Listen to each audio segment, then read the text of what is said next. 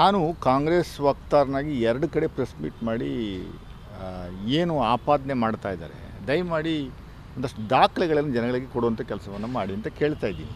B J ಪಿಯವರು ಇರ್ಬೋದು, ಯಾರೋ ಒಂದು ಆರ್ ಟಿ ಐ ಕಾರ್ಯಕರ್ತ ಅಂತ ಹೇಳ್ಕೊಂಡು ಅವನೇನು ಹುಚ್ಚುಚ್ಚಿನ ಥರ ದಿನ ಬೆಳಗ್ಗೆ ಎದ್ದು ಏನೋ ಒಂದು ಸ್ಟೋರಿ ಕ್ರಿಯೇಟ್ ಮಾಡಿ ಬಿಡುವಂಥದ್ದು, ಆ ಜಮೀನು ಅವ್ರದ್ದೇ ಅಲ್ಲ ನಕಲಿ ಖಾತೆ ಅಂತ ಇವತ್ತೇನೋ ಹೇಳಿರುವಂಥದ್ದನ್ನೆಲ್ಲ ನೋಡ್ತಾ ಇದ್ದೀನಿ, ಮಾಧ್ಯಮಗಳಲ್ಲಿ ಕಾಣ್ತಾ ಇದ್ದೀನಿ. ಇದು ಬಿ ಜೆ ಪಿಯವರು ಅವ್ರಿಗೇನು ಸಿಗದೇ ಇರುವಂಥ ಒಂದು ವ್ಯವಸ್ಥೆ ನಿರ್ಮಾಣ ಆಗಿರೋದ್ರಿಂದ ಇದನ್ನು ಬೇಕು ಅಂತ ಜನಗಳಿಗೆ ದಿಕ್ಕು ತಪ್ಪಿಸುವಂಥದ್ದಕ್ಕೆ ಮಾನ್ಯ ಮುಖ್ಯಮಂತ್ರಿಗಳ ಫ್ಯಾಮಿಲಿನ ತೇಜೋವಧೆ ಮಾಡುವಂಥದ್ದಕ್ಕೆ ಒಂದು ಹೂಡಿರುವ ಹುನ್ನಾರ ಇದು.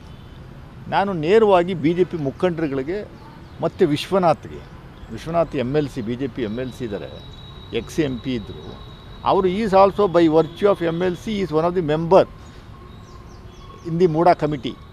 ಮೂಡ ಎಲ್ಲ ಸಭೆಗಳಿಗೂ ಅವರು ಸಿಗ್ನೇಚರ್ ಇದೆ, ಅವರ ಹೆಸರು ಇದೆ, ಅವರ ಪ್ರತಿಕ್ರಿಯೆಯನ್ನು ಪಡೆದೇ ನಿರ್ಧಾರ ತೆಗೆದುಕೊಳ್ಳುವಂಥದ್ದು. ಅವರು is one of the part of MUDA proceedings. ಎಲ್ಲ ಏನಾದರೂ ಅನಾಚಾರಗಳು ಅನಾಹುತಗಳಾಗಿದ್ದರೆ ಅದು ವಿಶ್ವನಾಥು ಭಾಗಿಯಾಗಿದ್ದಾರೆ. ನೆನ್ನೆ ದಿವಸ ನಾನು ಮೂಡ ಮುಂದ್ಗಡೆ ಅವರೊಂದು ಪ್ರೆಸ್ ಮೀಟ್ ಮೂಲಕ ಅಡ್ರೆಸ್ ಮಾಡ್ತಾ ಇರುವಂಥದ್ದು ನಾನು ಕಂಡೆ. ದಯಮಾಡಿ ವಿಶ್ವನಾಥ್ ಅವರೇ, ನಾನು ನಿಮಗೆ ಚಾಲೆಂಜ್ ಮಾಡ್ತೀನಿ, ನಿಮ್ಮ ವಯಸ್ಸಿಗೆ ನಾವು ಮರ್ಯಾದೆ ಕೊಡ್ತೀವಿ. ಹಿಂದೆ ಕಾಂಗ್ರೆಸ್ನಲ್ಲಿ ಇದ್ದರೆ ನಿಮಗೆಲ್ಲ ಭಾಳ ಸಾಕಷ್ಟು ಕೆಲಸ ಮಾಡಿದ್ದೀವಿ ನಾವು. ನಿಮಗೆ ನಿಜವಾಗಲೂ ಮೈಸೂರು ನಗರಾಭಿವೃದ್ಧಿ ಪ್ರಾಧಿಕಾರದ ಮತ್ತು ಮೈಸೂರು ಜನತೆಯ ಬಗ್ಗೆ ಕಾಳಜಿ ಇದ್ದರೆ ದಯಮಾಡಿ ಒಂದು ಡೇಟ್ನ ಫಿಕ್ಸ್ ಮಾಡಿ. ನೆನ್ನೆ ದಿವಸ ನೀವು ನಿಮ್ಮ ಅಕ್ಕಪಕ್ಕದಲ್ಲಿ ಯಾರನ್ನ ಕೂರಿಸ್ಕೊಂಡಿದ್ರಲ್ಲ ಅವ್ರನ್ನೂ ಕರ್ಕೊಂಬನ್ನಿ. ಆರ್ ಟಿ ಐ ಕಾರ್ಯಕರ್ತರು ಅಂತ ಏನು so called R T I ಕಾರ್ಯಕರ್ತರಿದ್ದಾರಲ್ಲ, ಅವ್ರು ನಿಮ್ಮ ರೈಟ್ ಹ್ಯಾಂಡು ಲೆಫ್ಟ್ ಹ್ಯಾಂಡು, ಅವ್ರನ್ನೂ ದಯಮಾಡಿ ಕರ್ಕೊಂಬನ್ನಿ. ಎಲ್ಲ ಡಾಕ್ಯುಮೆಂಟ್ ಸಮೇತ ಬನ್ನಿ. ನೀವು ಟೈಮ್ ಫಿಕ್ಸ್ ಮಾಡಿ, ಡೇಟ್ ಫಿಕ್ಸ್ ಮಾಡಿ, ಸ್ಥಳನೂ ಫಿಕ್ಸ್ ಮಾಡಿ, ನಾನು ಬರ್ತೀನಿ, ನನ್ನ ದಾಖಲೆಗಳನ್ನು ಸಮೇತ ತಗೊಂಬರ್ತೀನಿ. ಮಾಧ್ಯಮದವ್ರು ಇನ್ವೈಟ್ ಮಾಡೋಣ, ಅಲ್ಲಿ ಒಂದು ಸಂವಾದ ಮಾಡೋಣ. ಮಾನ್ಯ ಮುಖ್ಯಮಂತ್ರಿಗಳ ಶ್ರೀಮತಿಯವರು ಎಲ್ಲಾದರೂ ಒಂದು ಕಡೆ ಒಂದೇ ಒಂದು ಪರ್ಸೆಂಟು ವೈಲೇಟ್ ಮಾಡಿ ತಪ್ಪು ಮಾಡಿ ನಿವೇಶನಗಳನ್ನು ಪಡೆದಿದ್ದರೆ ಆ ಸ್ಪಾಟಲ್ಲಿ ನೀವೇನು ಹೇಳಿದ್ರು ನಾನು ಕೇಳ್ತೀನಿ. ಅದು ಬಿಟ್ಟುಬಿಟ್ಟು ಸುಮ್ಮನೆ ದಾರಿನಲ್ಲಿ ಬಾಯಿಗೆ ಬಂದಂಗೆಲ್ಲ ಬೈಕೊಂಡು ಹೇಳ್ಕೊಂಡು ಸುಳ್ಳು ಹೇಳ್ಕೊಂಡು ತಿರುಗುವಂಥ ಕೆಲಸ ದಯಮಾಡಿ ಮಾಡಬೇಡಿ. ಇದು ಸರಿ ಇರಲ್ಲ, ಚೆನ್ನಾಗಿ ಕಾಣಲ್ಲ. ಕಾಂಗ್ರೆಸ್ ಕಾರ್ಯಕರ್ತರು ದಂಗೆ ಎದ್ದರೆ ಅದು ಬೇರೆ ಥರ ಆಗುತ್ತೆ. ನಾವು ಕಾಂಗ್ರೆಸ್ ಕಾರ್ಯಕರ್ತರು ಭಾಳ ತಾಳ್ಮೆಯಿಂದ ವಾಚ್ ಮಾಡ್ತಾಯಿದ್ದೀವಿ ನಿಮ್ಮನ್ನು. ಸುಮ್ಮನೆ ತೇಜೋವಧೆ ಮಾಡ್ತಾರೆ. 14 ಸೈಟು ಏನು ಪುಕ್ಕಟ್ಟೆ ಕೊಟ್ಟವರಾ? 3 ಎಕರೆ 16 ಕುಂಟೆ ಜಮೀನು ಪಡೆದಿರುವಂಥದ್ದಕ್ಕೆ ಬದಲಿಯಾಗಿ 14 ಸೈಟ್ ಕೊಟ್ಟಿರುವಂಥದ್ದು. ವಿಜಯನಗರ 3rd ಸ್ಟೇಜ್ 4th ಸ್ಟೇಜಲ್ಲೇ ಕೊಡಬೇಕು ಅನ್ನುವಂಥದ್ದು ಯಾರು ಕೇಳಿದ್ದು? ನೀವು ಬದಲಿಯಾಗಿ ಎಲ್ಲಿ ಬೇಕಾದ್ರೂ ಕೊಡಿ ಸ್ವಾಮಿ. ನೀವು ಅಕ್ವೈರ್ ಮಾಡ್ಕೊಂಡ ಮೇಲೆ ನಮ್ಮ ಅಕ್ವಿಷನ್ ಪ್ರೋಸೆಸ್ ಫಾಲೋ ಮಾಡಿದ್ದೀರಾ? ನೀವು ನೋಟಿಫಿಕೇಷನ್ ಮಾಡದೇನೆ ಜಾಗವನ್ನು ನೀವು ತಗೊಂಡು ಸೈಟ್ಗಳನ್ನ ಮಾಡಿ 59 ಸೈಟ್ಗಳನ್ನು ಹಂಚಿಬಿಟ್ಟು ಅದರಿಂದ ಕೋಟ್ಯಾಂತರ ರೂಪಾಯಿ ಲಾಭ ಪಡ್ಕೊಂಡು ಅದಕ್ಕೆ ಬದಲಿಯಾಗಿ ನಾವು ಕೋರ್ಟ್ಗೆ ಹೋಗಿ ಕೋರ್ಟ್ರ ಡೈರೆಕ್ಷನ್ಸ್ ತಂದ ಮೇಲೆ ನೀವು ಬದಲಿ ನಿವೇಶನ ಕೊಡುವಂಥದ್ದಕ್ಕೆ ಒಪ್ಪಿದ್ರಿ. ವಿಜಯನಗರ 3rd ಸ್ಟೇಜ್ ಕೊಟ್ಟಿದ್ದು ತಪ್ಪು, 4th ಸ್ಟೇಜ್ ಕೊಟ್ಟಿದ್ದು ತಪ್ಪು ಅಂತ ಡಿಬೇಟ್ಗಳು ಆಗ್ತಾ ಇದ್ದಾವೆ. ಅರೆ ಕೊಡುವಂತ ಯಾರು ಹೇಳಿದ್ದು ನಿಮಗೆ? ಅಲ್ಲೇ ಕೊಡಿ ಅಂತ. ಆ ಜಾಗದಲ್ಲೇ ಕೊಡಿ, ಕೆಸರೆ ಜಾಗದಲ್ಲೇ ಕೊಡಿ ಸ್ವಾಮಿ. ದೇವನೂರು ಬಡಾವಣೆಯಲ್ಲೇ ಕೊಡಿ, ನಮ್ಮ ಜಾಗದಲ್ಲೇ ಕೊಡಿ. ಆ ಜಾಗ ಇಲ್ಲ ಅನ್ನೋ ಒಂದು ಇದಕ್ಕೆ ತರ ನೀವು ಈ ಕಡೆ ಕೊಟ್ಟಿರುವಂಥದ್ದು ತಪ್ಪೇನಿದೆ ಅದರಲ್ಲಿ? ನಮ್ಮದು 1,49,000 ಸ್ಕ್ವೇರ್ ಫೀಟ್ ನೀವು ಅಕ್ವೈರ್ ಮಾಡ್ಕೊಳ್ಳೋದು ಬದಲಿಯಾಗಿ ಕೊಟ್ಟಿರುವಂಥದ್ದು ಎಷ್ಟು? ಬರೀ 38,284 ಸ್ಕ್ವೇರ್ ಫೀಟು. ಎಷ್ಟು ಕೊಟ್ಟಿದ್ದು? 25% ಕೊಟ್ಟಿಲ್ಲ ನೀವು. ಆಮೇಲೆ ಆ ಬೆಲೆಗೂ ಈ ಬೆಲೆಗೂ ಕಂಪೇರ್ ಮಾಡ್ತೀರಿ. ವಿಜಯನಗರ 8,000 ಸ್ಕ್ವೇರ್ ಫೀಟು, ಅಲ್ಲಿ 2,800 ಸ್ಕ್ವೇರ್ ಫೀಟ್. ಹೌದು, 2,800 ಸ್ಕ್ವೇರ್ ಫೀಟು ಇಂಟು 1,49,000 ಸ್ಕ್ವೇರ್ ಫೀಟ್ಗೆ ಎಷ್ಟು ಅಂತ ಲೆಕ್ಕ ಹಾಕಿ.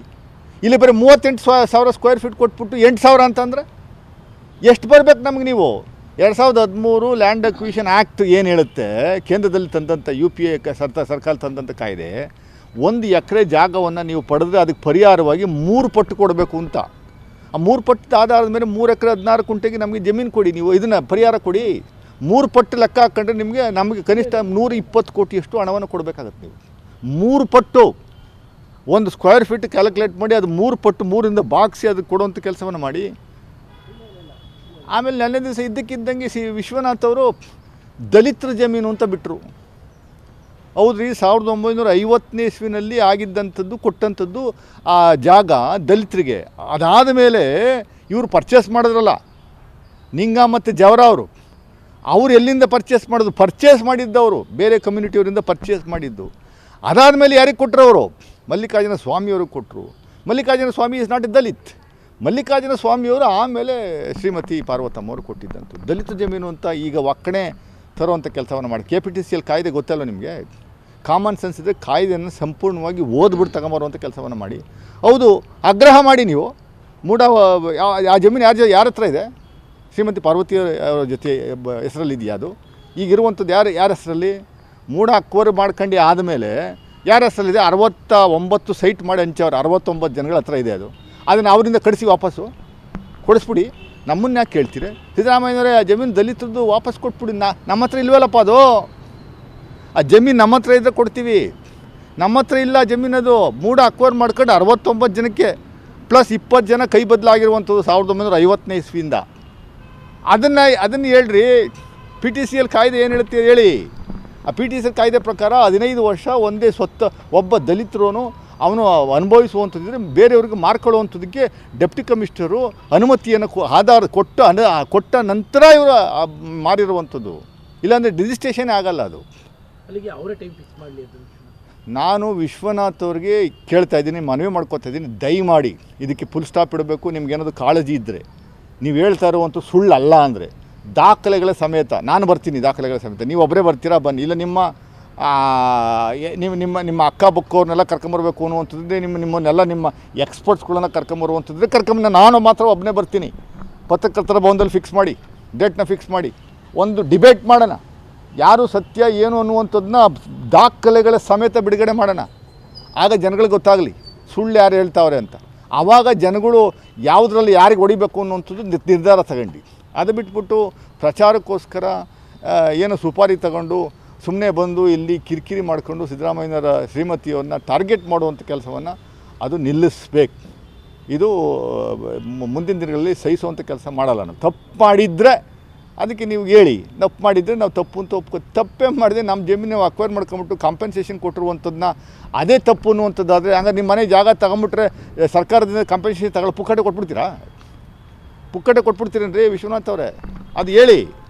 ಅದು ಬಿಟ್ಬಿಟ್ಟು ಇಲ್ಲದೇ ಇರೋ ಕತ್ಗಳೆಲ್ಲ ಅವ್ನು ಯಾರೋ ಬರ್ತಾನೆ, ಅವ್ನು ಯಾರೋ ಆಟಿ ಅಂತಾನೆ, ಯಾವುದೋ ಒಂದು ಪೇಪರ್ ಹಿಡ್ಕೊಂತಾನೆ, ಏನೋ ಒಂದು ಹೇಳ್ತಾನೆ. 1998ರಲ್ಲಿ ಡಿನೋಟಿಫೈ ಆಯಿತು. ಯಾರು ಮಾಡಿಸಿರೋ 98ರಲ್ಲಿ ಯಾರ ಹತ್ರ ಜಾಮೀನದು? ಯಾರ ಹೆಸರಲ್ಲಿತ್ತಪ್ಪ? 2004ರಲ್ಲಿ ತಾನೇ ಮಲ್ಲಿಕಾರ್ಜುನ ಸ್ವಾಮಿಯವ್ರು ತೊಗೊಂಡಿದ್ದು. ಲೀಗಲಾಗಿ ತಗೊಂಡಿದ್ದೆ, ರಿಜಿಸ್ಟ್ರೇಷನ್ ಮಾಡ್ಕೊಂಡಿರುವಂಥದ್ದು, ದುಡ್ಡು ಕೊಟ್ಟು ತಗೊಂಡಿರುವಂಥದ್ದು ಅಲ್ವಾ? ಅದಕ್ಕೆ ಮುಂಚೆ ಇನ್ನೇನು ಆಗೋಗಿತ್ತು, ಸೈಟ್ ಹಂಚಿಕೆ ಆಗಿತ್ತು, ಮನೆ ಕಟ್ಟಿದ್ರು ಅಂತ ನಮಗೂ ಅದಕ್ಕೇನು ಸಂಬಂಧ ಅನ್ನುವಂಥದ್ದು ಅಷ್ಟೇ ನಾವು ಹೇಳ್ತೀವಿ. ಮತ್ತು ನಾನು ಆಹ್ವಾನ ಕೊಡ್ತೀನಿ, ದಯಮಾಡಿ ಇನ್ನು 2-3 ಡೇಸಲ್ಲಿ ನೀವು ಜಾಗ, ಟೈಮು, ಪ್ಲೇಸ್ ಎಲ್ಲವನ್ನು ನಿಗದಿ ಮಾಡಿ ನಾವು ಬರ್ತೀವಿ, ಡಿಬೇಟ್ ಮಾಡೋಣ. ಒಂದು ಆರೋಗ್ಯಕರವಾದ ಚರ್ಚೆಯನ್ನು ಮಾಧ್ಯಮದ ಮುಂದೆ ಕೂತು ಮಾಡೋಣ, ದಾಖಲೆಗಳ ಸಮೇತ. Thank you. ಹೌದು ರೀ, 1950ನೇ ಇಸ್ವಿನಲ್ಲಿ ಆಗಿದ್ದಂಥದ್ದು, ಕೊಟ್ಟಂಥದ್ದು ಆ ಜಾಗ ದಲಿತರಿಗೆ. ಅದಾದ ಮೇಲೆ ಇವರು ಪರ್ಚೇಸ್ ಮಾಡಿದ್ರಲ್ಲ, ನಿಂಗ ಮತ್ತು ಜವರ ಅವರು ಎಲ್ಲಿಂದ ಪರ್ಚೇಸ್ ಮಾಡಿದ್ದವರು ಬೇರೆ ಕಮ್ಯುನಿಟಿಯವರಿಂದ ಪರ್ಚೇಸ್ ಮಾಡಿದ್ದು. ಅದಾದಮೇಲೆ ಯಾರಿಗೆ ಕೊಟ್ಟರು? ಅವರು ಮಲ್ಲಿಕಾರ್ಜುನ ಸ್ವಾಮಿಯವ್ರಿಗೆ ಕೊಟ್ಟರು. Mallikarjuna Swamy is not a Dalit.